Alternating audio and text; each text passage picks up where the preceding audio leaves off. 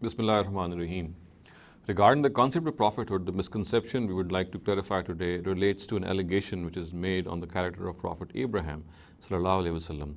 Now, this allegation is mentioned in one of our books of hadith, the Sahih of Imam Bukhari, and as per narrative which is recorded in that book, it is said that the Prophet Abraham sallallahu alaihi wasallam lied 3 times in his life, and then the narrative recounts and records those 3 instances in which we lied. And before, of course, a comment can be made on this, on the way these lies have been recorded, let us see what these lies actually are as is reported by this narrative.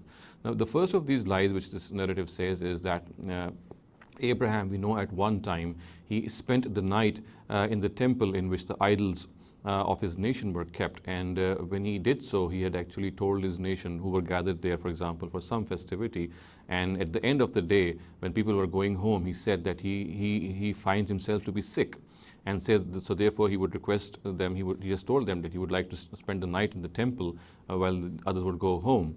And it is said that this is an absolute lie, because of course he was not sick at all, and he had some other scheme in mind. And that other scheme, of course, manifested itself when the next day or during the night he smashed all the idols, and then he left one of them intact. And later on, when he had a dialogue with his people, when his nation came over and asked them that who did this, and when Abraham was called to answer this question, he said that what happened at night actually was that he had smashed all the idols and he had left the bigger idol intact. So while answering his people, Abraham said that he had not smashed. It is not that he would smash all these idols. It is this bigger idol, or the larger one, which has been kept, which is there before them, who had smashed these idols. So, of course, this is the second instance in which it is reported that Abraham had lied to his people. The third instance, these first 2 instances are mentioned in the Quran in various surahs. The third lie, which I'm going to recount before you, is not mentioned at all in the Quran. It is mentioned in the Bible. We know in the book of Genesis that Abraham was on a journey, and he had his wife Sarah alayhi salam with him, and he had to pass through the territory of a very, very oppressive ruler, and he had to go through his court. And at that time, before going to that person, to that king, Abraham sallallahu alaihi wasallam had requested or directed his wife Sarah that if they go to the court of that king, and if he asks who she is, then she should not say that she is the wife of Abraham sallallahu alaihi wasallam.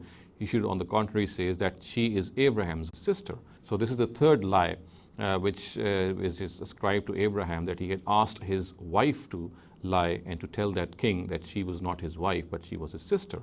Now, these are the 3 lies which are attributed or ascribed to Abraham sallallahu alaihi wasallam, and on the basis of this, it is said that he lied 3 times in his life.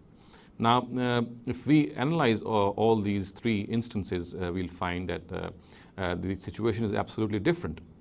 If we take them in order, if you remember, the first lie which is attributed or ascribed to him is the fact that he had told his people that he was sick, and he would like to spend the night in the temple. And for this, the Arabic words used are inni saqim, which people generally translate as I am sick, and without realizing the fact that the word saqim in Arabic has 2 meanings. It also refers to a person who is sick, and it also refers to a person who is tired.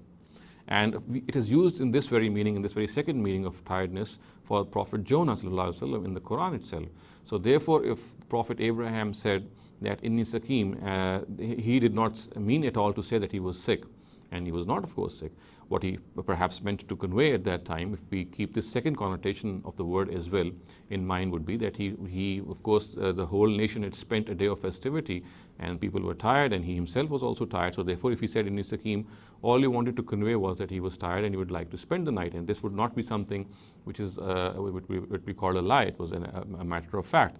Of course, we know that he had a purpose to say these very words, and the purpose itself will be revealed, and I narrate to you the second incident. But here it can be clearly said that the word inni sakim, the people have made this to be counted as a lie, because they think that the word saqim only means sick. As I said, in the Quran itself, it has been used for a person who is tired. So therefore, if Abraham had said that he is saqim, then it only meant that he was tired.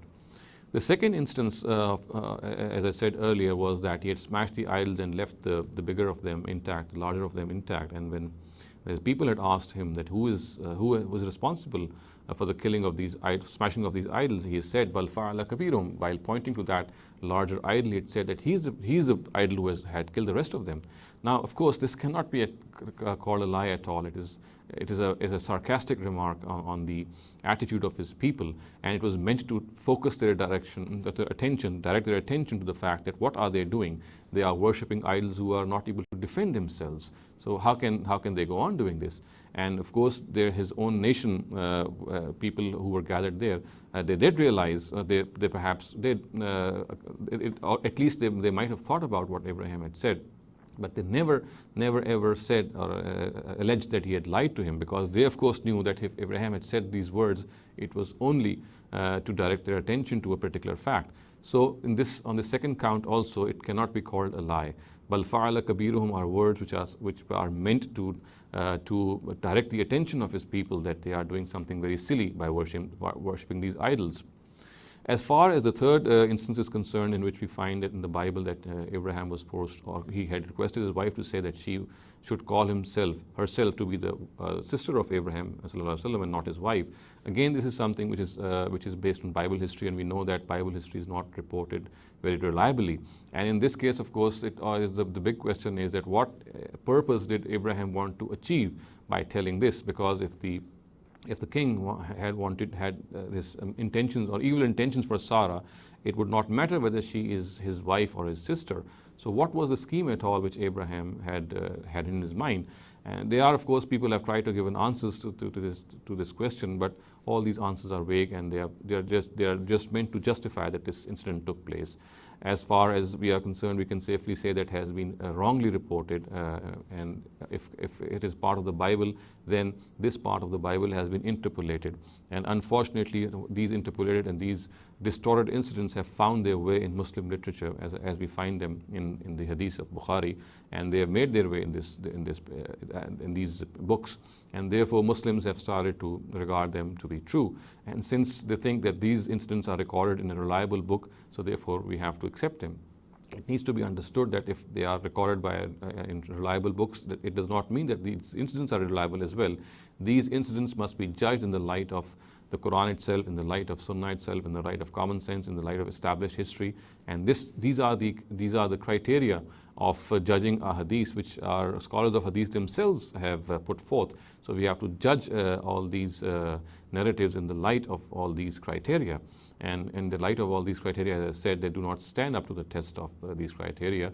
And all these three instances, as I said, the first two of them don't even qualify for a lie. A common sense and a simple explanation of those verses will show that they are not lies in their own right at all.